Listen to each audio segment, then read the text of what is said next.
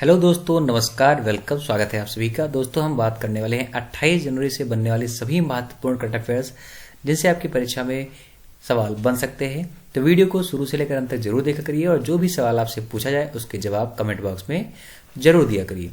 तो आइए वीडियो को स्टार्ट करते हैं बिना समय खराब किए। पहला सवाल आपके सामने आ चुका है स्क्रीन पर। चलिए, लिखा हुआ है हाल ही में जारी वर्ष 2021 की भ्रष्टाचार अवधारणा सूचकांक में भारत को कौन सा स्थान मिला है। तो अभी हाल ही में भ्रष्टाचार अवधारणा सूचकांक जारी किया गया 2021 का, उसमें भारत को कौन सा स्थान मिला है, 89, 94, 85 या फिर 78। तो फर्स्ट क्वेश्चन का हमारा सही आंसर हो जाएगा ऑप्शन नंबर सी, यानी कि 85। तो 85वें स्थान पर आपका भारत आया है। हाल ही में जारी वर्ष 2021 की भ्रष्टाचार अवधारणा सूचकांक में 180 देशों की सूची में भारत को 85वां स्थान मिला है। 2020 की रिपोर्ट में भारत 86वें स्थान पर था। इस सूची में डेनमार्क, फिनलैंड, न्यूजीलैंड और नॉर्वे ने शीर्ष स्थान हासिल किया है। वहीं इस रिपोर्ट में दक्षिण सूडान 11 अंकों के साथ सबसे निचले स्थान पर है। तो ये बात भी आपको याद रखनी है। बात करते हैं क्वेश्चन नंबर 2 की। तो हर साल किस दिन को अंतर्राष्ट्रीय प्रलय स्मरण दिवस के रूप में मनाया जाता है। इंटरनेशनल होलोकॉस्ट रिमेम्बरेंस डे प्रलय स्मरण दिवस के रूप में मनाया जाता है 26 जनवरी, 27 जनवरी, 28 जनवरी या फिर 25 जनवरी। तो सही जवाब हो जाएगा ऑप्शन नंबर बी, यानी कि 27 जनवरी। तो इसे आप याद रखिएगा, अंतर्राष्ट्रीय प्रलय स्मरण दिवस। महत्वपूर्ण बिंदु की बात करें तो प्रलय के पीड़ितों की याद में अंतर्राष्ट्रीय स्मरणोत्सव दिवस हर साल 27 जनवरी को मनाया जाता है और इसे 2006 से स्टार्ट किया गया था। इस बार के अंतर्राष्ट्रीय प्रलय स्मरण दिवस की थीम की बात करें तो स्मृति, गरिमा और न्याय, ये 3 शब्द इसकी थीम थे। इसे भी आप याद रखिएगा। चलिए बात करते हैं अपने प्रश्न नंबर 3 की। तो संयुक्त समुद्री अभ्यास पश्चिम लहर XPL 2022 हाल ही में किस नौसेना कमान के द्वारा आयोजित किया गया। तो पश्चिमी लहर सैन्य अभ्यास XPL 2022 हाल ही में किस नौसेना अभ्यास के द्वारा, कमान के द्वारा आयोजित किया गया है। पश्चिमी नौसेना कमान, पूर्वी नौसेना या फिर दक्षिणी नौसेना कमान या फिर उपरोक्त सभी। तो 3 नंबर का हमारा सही जवाब है ऑप्शन नंबर ए, यानी कि पश्चिमी नौसेना कमान। तो इसे आप याद रखिएगा। भारतीय नौसेना के पश्चिमी नौसेना कमान ने पश्चिमी तट पर एक संयुक्त समुद्री अभ्यास पश्चिम लहर XPL 222 का आयोजन किया, जो कि 25 जनवरी 2022 को संपन्न हुआ। पश्चिमी नौसेना कमान का मुख्यालय मुंबई में भारतीय नौसेना के 3 कमांड स्तरीय संरचनाओं में से एक है। जबकि अन्य 2 पूर्वी नौसेना कमान की बात करें तो उसका मुख्यालय विशाखापट्टनम और दक्षिणी नौसेना मुख्यालय कोच्चि में पड़ता है। तो ये तीनों मुख्यालय आपको याद रखने हैं, जिसमें से पश्चिमी नौसेना ने XPL 2022 में भाग लिया है। आइए बढ़ते हैं सवाल नंबर 4 की तरफ।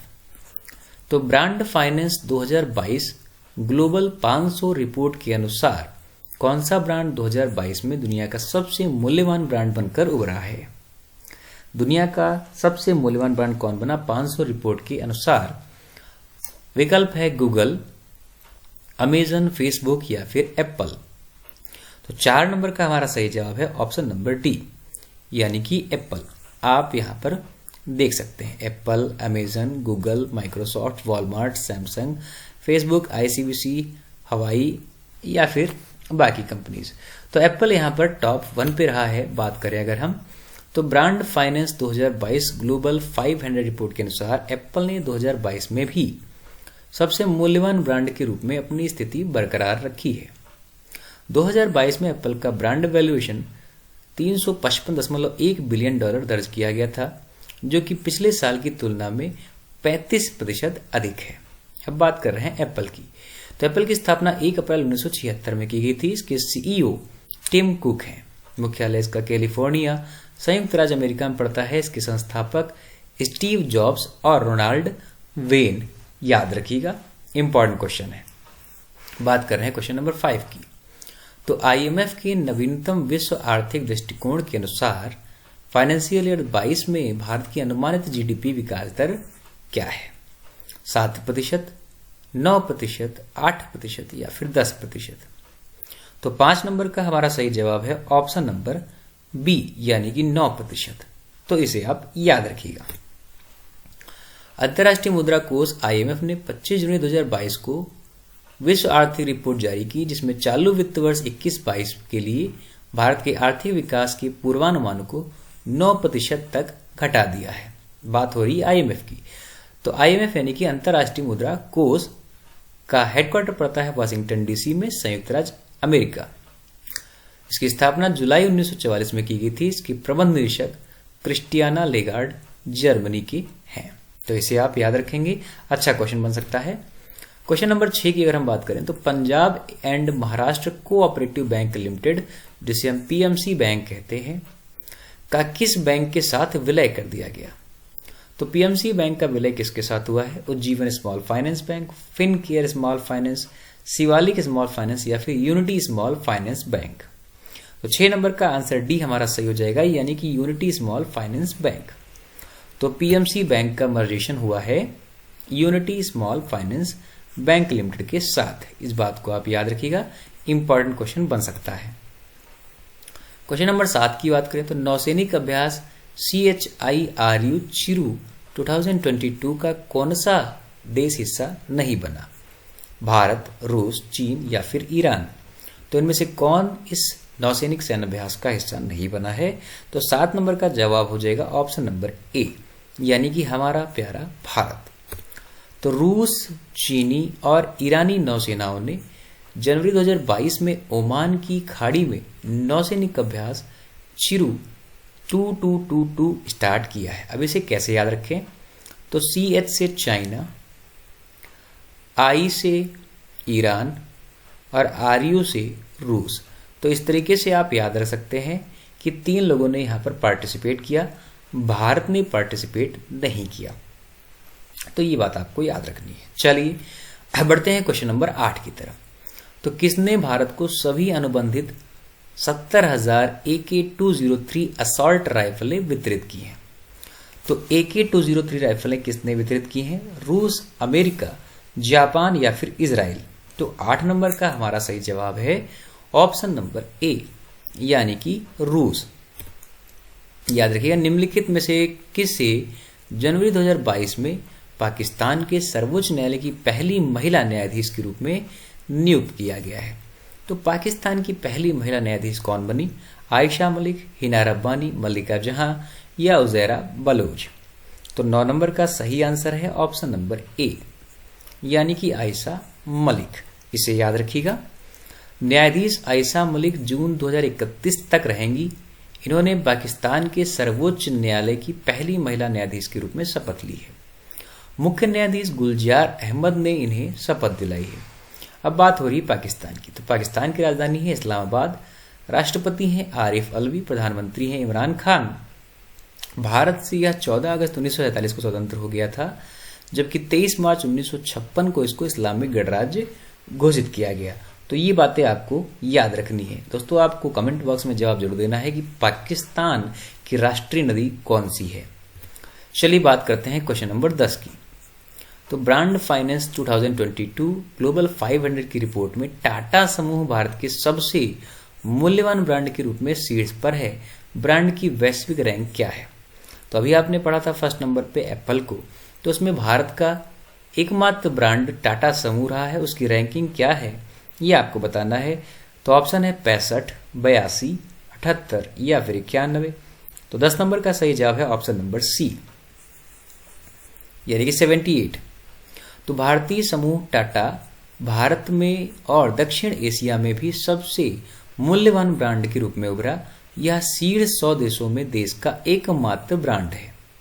इसकी वैश्विक रैंक 78 है और ब्रांड वैल्यू $23.9 बिलियन अमेरिकी डॉलर है।